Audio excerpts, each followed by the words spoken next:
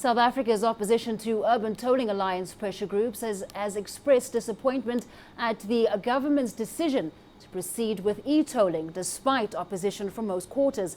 The country's Minister of Transport, Depoa Peters, announced on Wednesday that e-tolling along Gauteng's province's highways would begin on December 3rd. South Africa's seen protests and a generally broad-based rejection of the electronic tolling from trade unions, non-governmental organizations, religious groups, as well as citizens.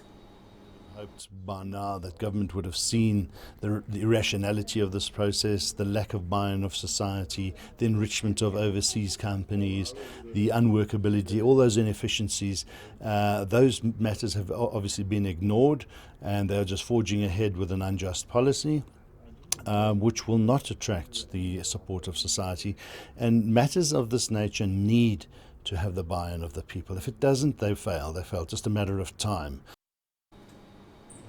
President of the World Diamond Council's paid tribute to ailing South African statesman Nelson Mandela for rescuing the diamond industry from a conflict crisis.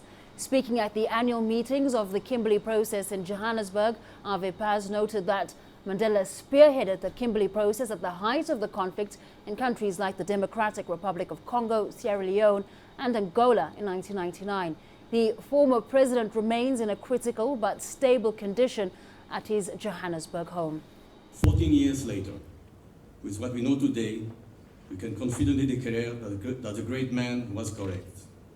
Within a year, a process was underway that led to the launch of the Kimberley Process certificate scheme in 2003, which all but eradicated the incidence of conflict diamonds into the pipeline.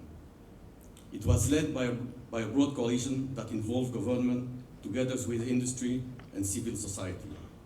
It helped change the way that we, as members of a business community, view our role in society. Having paid tribute to what he said, allow me to salute Nelson Mandela himself. I'm sure that you all will join me in wishing him strength, good health, comfort, and rest.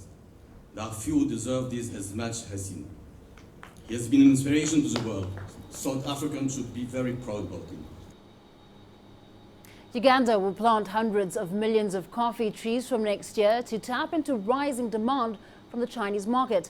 Africa's second largest coffee producer says this is only part of the initiatives it's embarked on as it sets its sights on the top spot. CCTV's Isabel Nakiria has the story.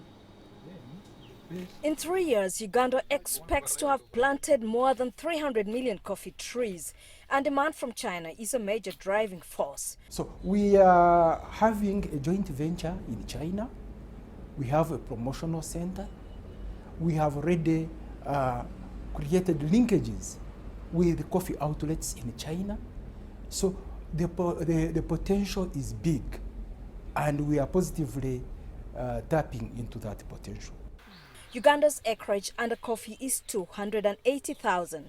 Coffee authorities say the East African nation will almost double the figure to 500,000 acres. The current acreage under coffee is still yielding slightly lower than the average yields that are realized in an acre in other coffee producing countries.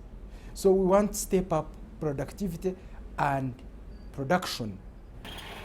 As part of the long-term strategy, authorities are now introducing the crop to non-traditional coffee growing areas like northern Uganda as it recovers from the effects of a two-decade armed conflict.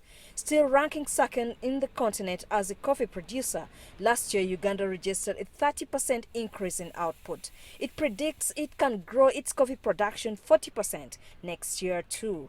Uganda expects to market up to 20% of its coffee to China, and to ensure it hits this target, coffee processors have been urged to maintain quality beans. Isabel Nakiria, CCTV, Kampala.